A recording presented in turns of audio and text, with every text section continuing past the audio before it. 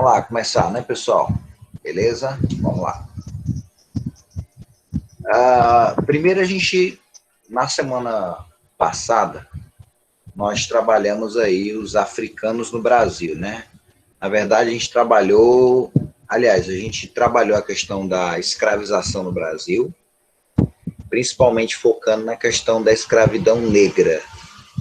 A gente até no início falou um pouquinho da escravidão, da questão dos índios, mas o nosso grande foco foi a escravização do negro e também a sua contribuição para a nossa cultura, né?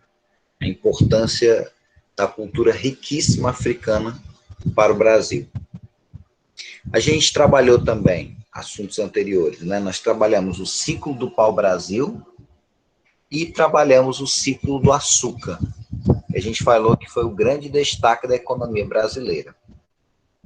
Falei para vocês, quando a gente trabalhou a invasão dos holandeses no Brasil, de que quando eles foram expulsos do Brasil, eles acabaram indo para a região das Antilhas, levaram mudas, né, de cana-de-açúcar, plantaram por lá, já tinham conhecimento técnico também, levaram ali para a região, começaram a plantar em grande quantidade, a produção cresceu bastante, começou a concorrer com o açúcar brasileiro e, no final das contas, a gente acabou ficando numa situação bem delicada, né? O resultado direto, então, dessa situação que nós vivenciamos foi uma crise econômica, porque o preço do açúcar no mundo caiu. Com a queda do preço do açúcar, o resultado é que Portugal agora tinha um produto que não era mais tão lucrativo assim. Então, Portugal ficou numa situação tão delicada que precisava encontrar alguma coisa para substituir o açúcar. E vocês lembram que desde o início da colonização, Portugal tinha muito interesse de encontrar ouro e prata aqui no Brasil. Os espanhóis encontraram rapidamente ouro e prata do lado deles da América, mas aqui os nossos índios não conheciam esses metais. Então foi preciso praticamente 200 anos para se encontrar as primeiras jazidas de ouro do Brasil. E a grande surpresa é que a quantidade de ouro aqui do Brasil foi absurda, né? A gente pode falar que praticamente em mais de 200 anos de colonização espanhola, não se tirou tanto ouro aqui do Brasil, não se tirou tanto ouro quanto no Brasil em 70 anos. Nosso ciclo do ouro ele foi curto, mas ele foi extremamente produtivo. Portugal realmente conseguiu muito ouro a partir do Brasil, ok? Tranquilo? Alguns pontos a gente precisa trabalhar. Primeira situação de Portugal, como eu disse para vocês no início, que era uma situação de crise econômica. Era um país também que estava endividada, principalmente com a Inglaterra, naquela luta de Portugal para se libertar da Espanha, naquela época da questão da União Ibérica. Portugal acabou tendo que assinar acordos econômicos, entre os mais conhecidos, o Tratado de Methuen, onde nesse tratado Portugal ficou numa situação desvantajosa. Ela vendia vinho para os ingleses e comprava produtos industrializados com foco na questão de panos, né? Na questão voltada da questão industrializada inglesa. Então, os panos ingleses eles acabavam sendo mais caros do que o vinho vendido. Então, Portugal ficava com a balança comercial desfavorável para ela. Uma vez que a situação econômica de Portugal foi piorando cada dia mais, existia uma angústia muito grande para se buscar uma nova fonte de riqueza.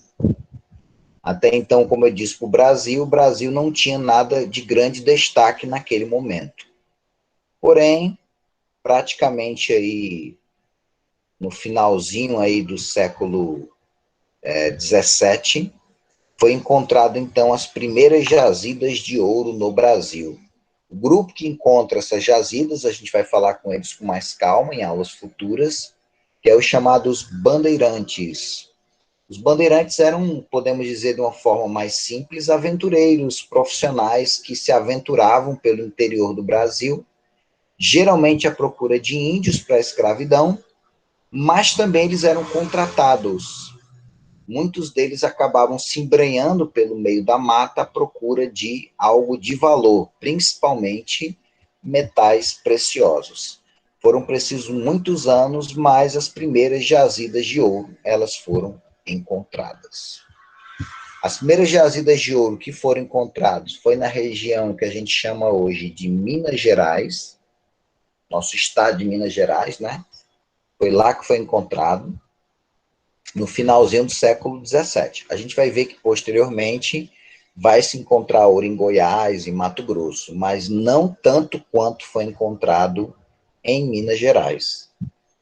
A primeira forma, geralmente, de ouro que foi encontrado, a gente chama de ouro de aluvião, que é o chamado ouro de superfície. Aquele ourozinho que você encontra no primeiro contato. Geralmente, esse ouro ele foi encontrado nas margens dos rios, ou até mesmo em rios mais rasinhos, né? Geralmente, aquele ouro que está misturado ali na argila, no cascalho. Às vezes o sol incide em cima dele, você consegue enxergar alguma coisa. Foi mais ou menos esse ouro bem da superfície que foi encontrado. O lado ruim desse ouro de superfície é que é um ouro que acaba logo, né? Grande lance é você realmente encontrar aquele ouro de profundidade, porque você vai conseguir encontrar, sem dúvida nenhuma, em maior quantidade. A sede pelo ouro é uma coisa bem antiga na história humana, né? Ouro e prata, sem dúvida nenhuma, foram extremamente cobiçados, né? Então existia um desejo muito grande de se encontrar ouro. E junto com esse desejo grande de encontrar ouro, vem um desejo de você enriquecer da noite para o dia, né? Porque tem gente, por exemplo, que começa na mineração e não consegue nada, termina a vida e não tem nada. Mas tem gente que tem uma sorte imensa, né? O cara, às vezes, em pouco tempo de trabalho, consegue encontrar algo que vai tirar ele da pobreza, né? Então a gente tem, por exemplo, até uns, se não me engano, há uns 2 anos atrás, a gente teve um caso de um mineiro que o cara encontrou uma pepita de mais de 1 quilo. Né? Então você encontra isso. Mas é raridade. A maioria realmente, quando encontra, é em pequena quantidade, ok? Mas aqui no Brasil, no primeiro momento, a quantidade que foi encontrada de ouro, sem dúvida nenhuma, foi muito grande, ok? E nós temos a imagem de alguém, né, fazendo a mineração nos dias atuais. Você vê que esse instrumento que vocês estão vendo aqui é a chamada bateia, né? Onde ele vai pegar, vai movimentar esse instrumento para poder ver se consegue encontrar ouro misturado ao cascalho e à argila, né? Na questão do rio. Normalmente nas margens desse rio, né? Quando o rio é muito profundo, aí você vai ter que usar equipamentos especiais para você conseguir ter acesso ao fundo do rio, né? Ok? Aqui nós temos imagens, geralmente, de pedras, né? Com ouro, e geralmente como se você normalmente encontra esse ouro num primeiro contato com ele, né? Claro que você pode encontrar uma pepita recheada de ouro, ou você pode encontrar uma pedra que você consegue distinguir claramente a questão do ouro encontrado. Claro que esse ouro você não vai encontrar ele puro, ele vai estar misturado, né? Você vai ter que fazer um trabalho, né, para você separar esse ouro de todas as outras coisas que não são ouro, né, que são coisas de menos valor, né? Ok? Tranquilo? Aqui nós temos, inclusive, uma imagem, né, que era muito comum na região das Minas, é a questão de você ter escravos, né? Esses escravos normalmente faziam esse trabalho de mineração. Você observa que aqui você tem 2 pessoas, na verdade, 3 pessoas observando o que esses escravos estão fazendo. Porque um dos grandes medos que se tinha na época era a questão do contrabando, até a questão do roubo do ouro, né? Então, a fiscalização, sem dúvida nenhuma, foi extremamente pesado na região das Minas. Um lembrete importante é que que quando você encontrava ouro, o ouro oficialmente até poderia ser seu, mas antes de ser seu, você tinha que comunicar que você encontrou ouro em determinado local, e a coroa ia lá e fazia todo o trabalho de distribuição. No início, a coisa foi meio que desorganizada, não tinha ainda uma estrutura montada pelo governo para organizar a questão da mineração, né? Rapaz, mas quando a notícia de ouro chegou por aqui, espalhou pelo Brasil e chegou em Portugal, menino, o pessoal começou a vir em grande quantidade para cá. A quantidade foi tão grande de imigrantes chegando que Portugal teve que baixar um decreto para impedir a vinda das pessoas. Pra vocês terem ideia, foram quase 1 milhão de pessoas que vieram para o Brasil à procura de ouro, né? Geralmente, para você chegar no local, você tinha que ter uma espécie de passaporte especial, né? Para você conseguir ter acesso. E a galera foi toda empolgada, né? O problema foi que essas pessoas acabaram indo e se preocupando unicamente com o ouro. Então, um dos problemas muito sérios que foram vivenciados pelos primeiros mineradores foi a questão da falta de alimento. Muita gente não plantava nada, não criava nenhum animal, estava somente interessado em ganhar, em tirar a riqueza da terra, e no final muitos deles, ironicamente, sofreram com fome. A quantidade de alimento que tinha na região inicialmente era muito pequena e os preços dos produtos eram extremamente inflacionados. Então a coisa não foi tão simples assim. A gente teve a necessidade, inclusive, de grupos estarem plantando na região e criando animais, e também expedições enviadas, podemos falar assim, levando, então, alimentos para aquela região, né? Geralmente, essa atividade aí, que levava alimentos para o abastecimento da região, ficou conhecida como monções. Esses homens, então, pegavam as suas canoas, né? Iam pelos rios para poder levar os produtos para a região das minas. A gente vai estar vendo que era muito mais interessante você vender para a região das minas do que você estar minerando. Por incrível que pareça, quem mais enriquecia eram os comerciantes. Não era os mineradores. Claro que você tinha mineradores que ficavam riquíssimos, né? Mas por quê? Porque normalmente na região você pagava tudo com ouro, né? Então o comerciante acabava ficando com uma boa parte do ouro que foi extraído da terra. Ok? Tranquilo? A gente vai ter o seguinte: quem descobriu oficialmente o ouro foram os chamados bandeirantes, como eu disse no início da aula, né? Então eles achavam que eles eram donos do local. Então qualquer pessoa que chegava de fora, eles não aceitavam. Tudo era para ficar para eles, né? Isso acabou então gerando uma guerra entre dois grupos, né? De um lado você tinha os descobridores, que eram os bandeirantes, que eram paulistas, né? E do outro lado você tinha a galera que estava chegando, que eram os portugueses, né? Os chamados emboabas. E aí isso acabou dando origem à chamada Guerra dos Emboabas. No final, qual foi o resultado? O resultado foi que os paulistas perderam, foram expulsos da região e acabaram encontrando ouro em Goiás e Mato Grosso. E os portugueses ficaram na terra explorando essa terra. Assim, a quantidade de ouro que foi tirado da terra foi uma quantidade que podemos dizer que foi absurda. Se você imaginar que para Portugal, pessoal, só para Portugal, foram 535 toneladas de ouro, só para Portugal. E Portugal ficava com a menor parte. Você imagina as pessoas na região quanto conseguiram ganhar com a questão da extração do ouro, ok? No início, como eu disse para vocês, a coisa será um pouco mais desorganizada, mas com o tempo Portugal vai estar organizando as coisas. Vai ser criado um órgão que vai cuidar exatamente dessa parte da mineração para o governo, que foi a Intendência das Minas. Esse órgão, então, ficaria responsável por toda essa parte de administração das minas.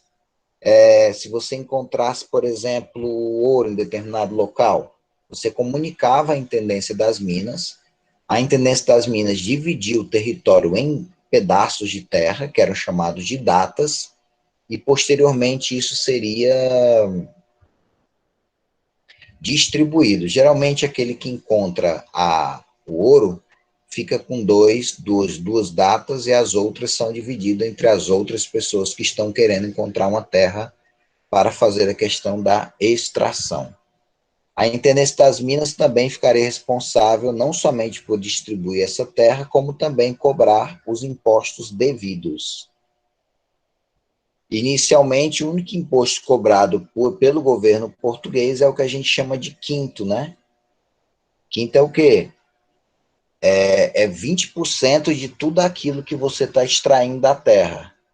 Por exemplo, se você extraiu 10 quilos num dia, que deve ser um dia muito bom para você, você fica com 8 quilos e o governo ficaria com 20. Porém, você não vai ficar com todo esse dinheiro, né? Por quê?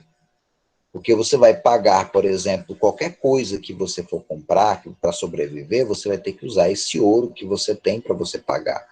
As coisas eram muito caras. Geralmente as pessoas, quando passavam pela região das minas, né, pagavam imposto que a gente chama de imposto de passagem. Se chegasse alguma mercadoria, também pagava imposto. E, de certa forma, você também pagava, né? Porque a coisa estava embutida no valor do produto que você está comprando, né? E também Portugal ainda cobrava um imposto que é o que a gente chama de donativo, em que você ajudava Portugal nas suas atividades em eventos importantes, né? Que acontecessem lá. Muitas vezes esse ouro, ele era roubado porque ele circulava de duas formas. Ou ele circulava em pó, ou ele circulava em pepita. Pepita muitas vezes são pedras pequenas, né? Um exemplo da questão, entre aspas, da questão do ouro em pó, né? E a questão do ouro em pepita. Você vê que esse ouro ele é bem pequeno. Significa dizer que com facilidade você pode pegar esse ouro e pode desaparecer com ele. Para evitar isso, para diminuir esse contrabando que foi muito grande nessa época, Portugal então teve a ideia de proibir a circulação do ouro em pó e em pepita. A partir de agora, o ouro ele poderia circular, mas ele tinha que circular em barra. E geralmente quem transformava esse ouro em barra era uma casa, na verdade, foi criada pelo governo português, que era a casa de fundição. Esse ouro, então, ele era derretido, transformado em barra, e ele tinha que ser selado para garantir que aquele ouro ele era legal.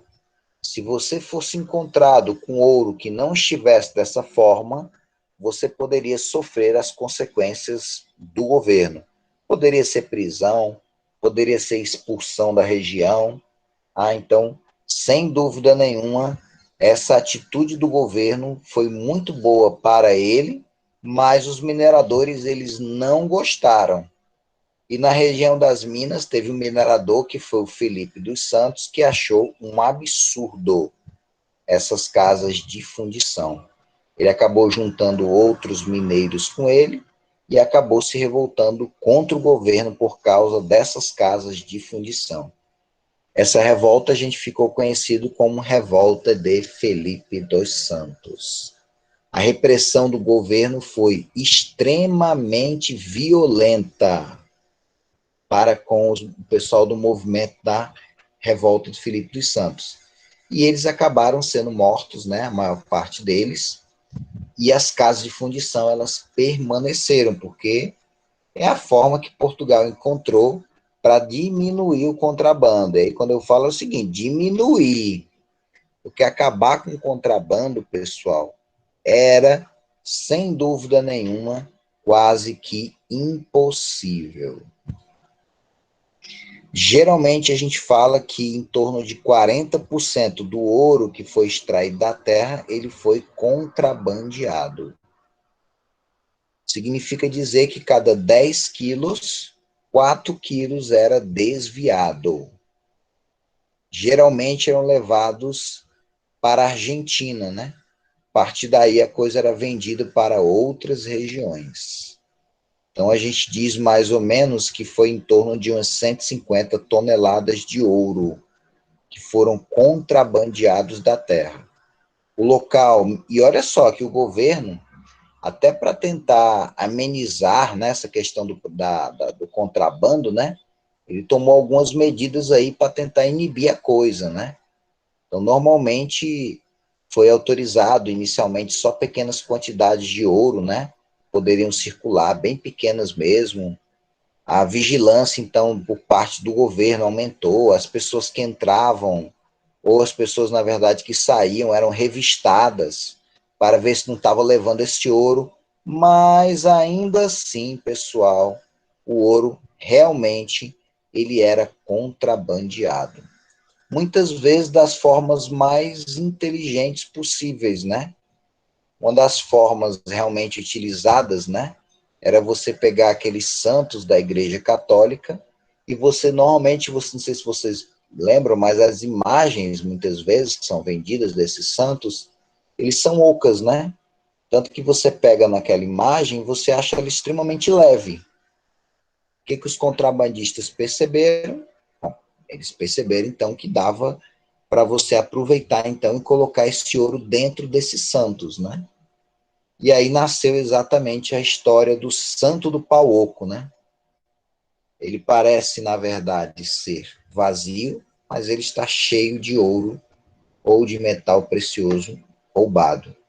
Aqui você consegue ver uma imagem de um santo, e aqui você vê que ele já foi modificado para se colocar o ouro, né? Se deixou uma abertura, esse ouro era colocado e posteriormente fechado. Claro que em um momento ou outro vai se desconfiar disso, né? Às vezes ele está passando, a pessoa nota que o santo é pesado e acha estranho isso.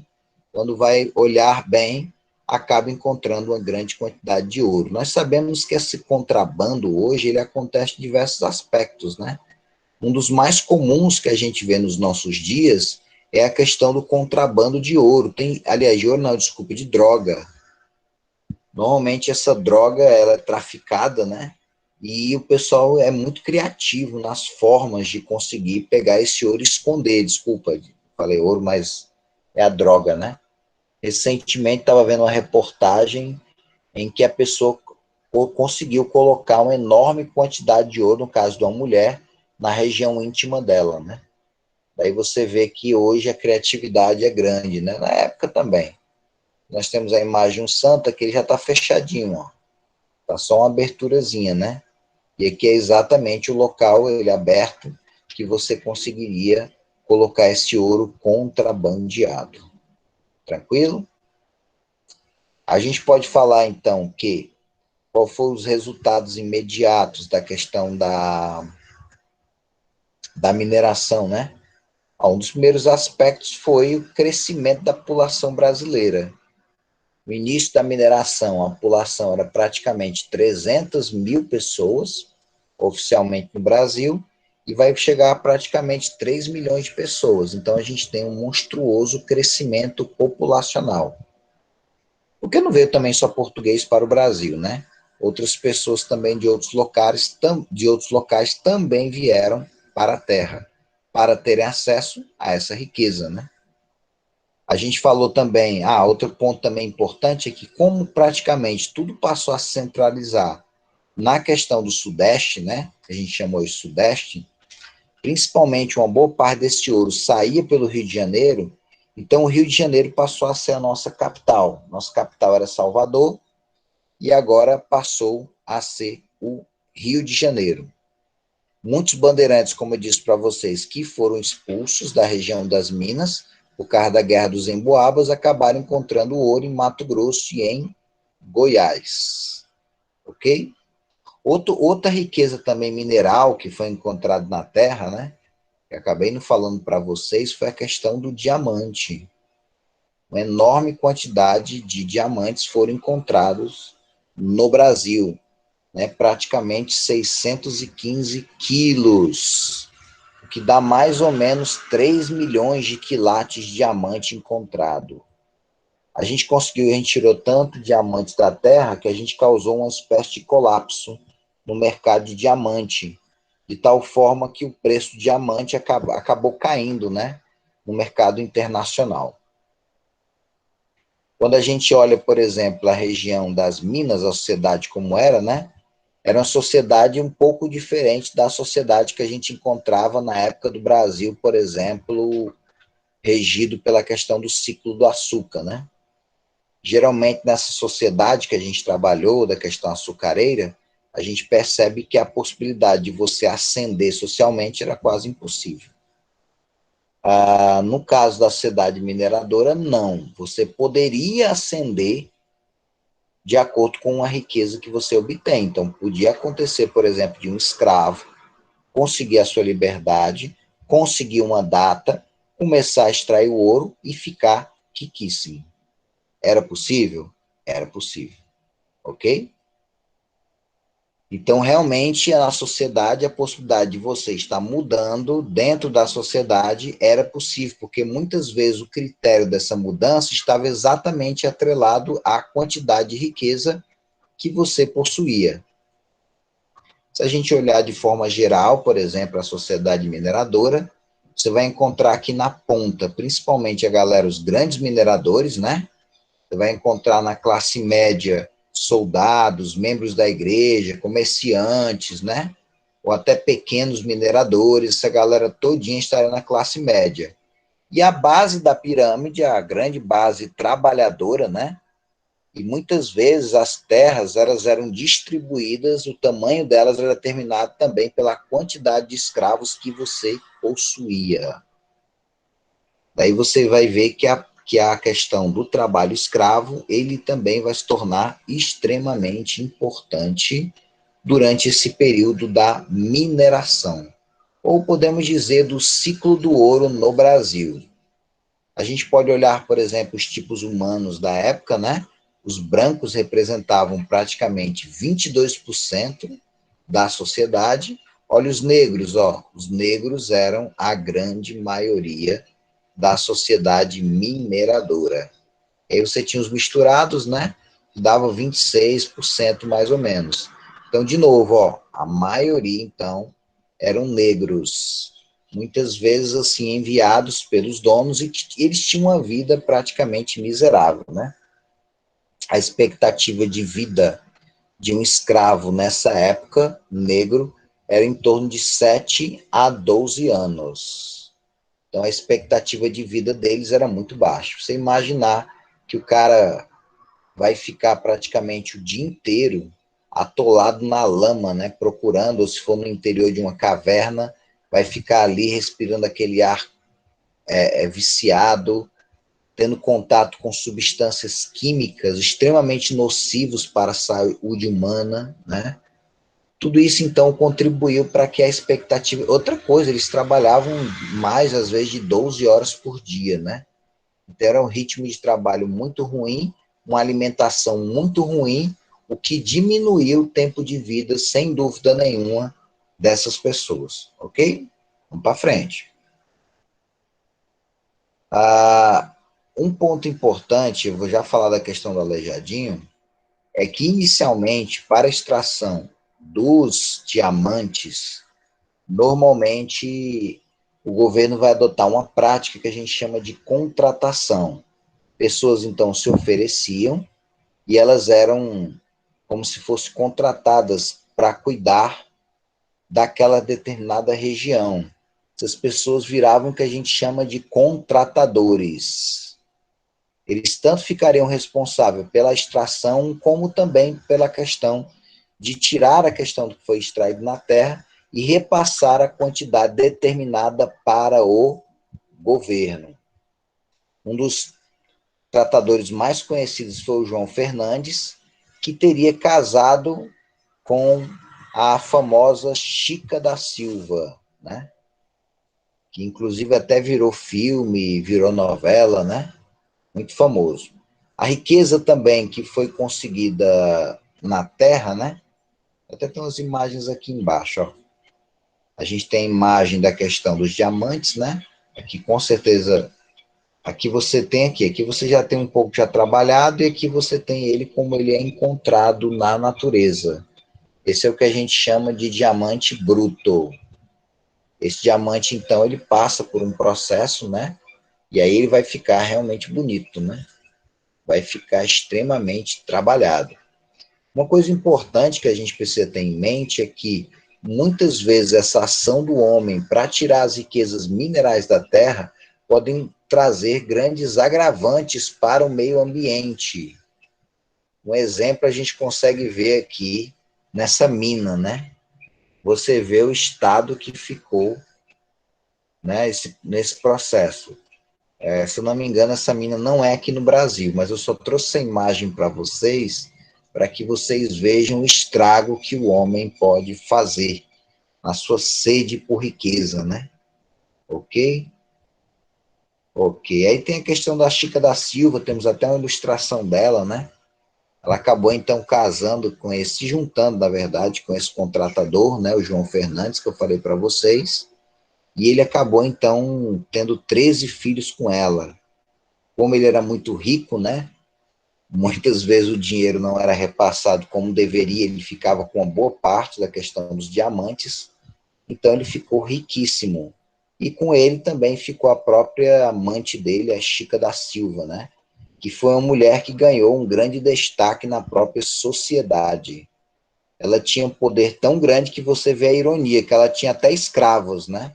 Ela, uma ex-escrava, agora era dona de muitas escravas, né? E ela tinha tanta autoridade que ela ficou conhecida na região como a Chica que manda. E ela gostava muito de aparecer com grandes joias, roupas bem requintadas e tudo, entendeu? Era praticamente grande ostentação, né? E você via nessa época por parte dela. Aqui você tem só uma ilustração da Chica da Silva. E aqui a gente tem o filme Chica, né? Que é com a Zezé Polessa, que você tem uma imagem dela, ela representando a chamada Chica da Silva. Aqui seria uma imagem da casa da Chica da Silva, que hoje é um local de visitação, né? Uma espécie de museu, né? Aqui é a parte de trás da casa da Chica da Silva. Aqui é uma visão um pouquinho mais distante dela. Você fala, calma, não é tão grande assim. Para a época, era uma casa bem grande. E mostrando, na época, muita riqueza, sem dúvida nenhuma. Aqui é a parte interior da casa, né? Está em exposição até os nossos dias. Ok? Tranquilo? A região que a gente fala dos diamantes é a região que a gente chama hoje de Diamantina. E do mesmo jeito que você tinha a intendência das minas, você tinha a intendência dos diamantes. Podemos dizer que a cobrança por parte do rei de Portugal foi muito mais forte para a região dos diamantes do que foi com a região do ouro, né? Tanto que o local era completamente isolado, só entrava e saía com uma devida autorização. Tudo era fiscalizado para evitar a questão do contrabando, que aconteceu muito fortemente com a questão do ouro, e talvez nem tão forte em relação à questão do diamante, ou dos diamantes, na verdade, né? A gente pode apontar algumas consequências desse período de mineração, né? Uma delas, a questão da gente produzir mais ouro do que na Espanha, e foi 70 anos de produção do ciclo do ouro, e a gente conseguiu tirar mais ouro do que mais de 300 anos do lado espanhol. A gente chegou a representar aí durante um bom tempo, praticamente 50% da produção mundial de ouro. Daí você vê a enorme importância do Brasil nesse período. Claro que eu falo do Brasil, mas é do país ainda, né? É da colônia, né? Nesse período, por causa dessa chegada massiva de pessoas para enriquecimento de noite para o dia, então a gente teve um crescimento grande da questão da população e também o próprio crescimento de cidades. Muitas cidades nasciam praticamente da noite para o dia, né? Outro que a gente pode apontar como um destaque mesmo foi o Rio de Janeiro ter passado a ser a capital, né? Até então a capital era no Nordeste, agora passou para o Sudeste e permanece, né? e também as revoltas que teriam acontecido, entre elas a Guerra dos Farrapos, aliás, desculpa, Farrapo não, isso é só o futuro, né? A Guerra dos Emboabas e a Revolta de Filipe dos Santos. Duas revoltas que aconteceram e que têm a ver com a questão do ouro. Tranquilo? E com isso a gente encerra. Alguma dúvida? Querem perguntar alguma coisa? Essa é a hora. Eu vou dar uma parada aqui na gravação e aí abrir para que vocês possam tirar suas dúvidas.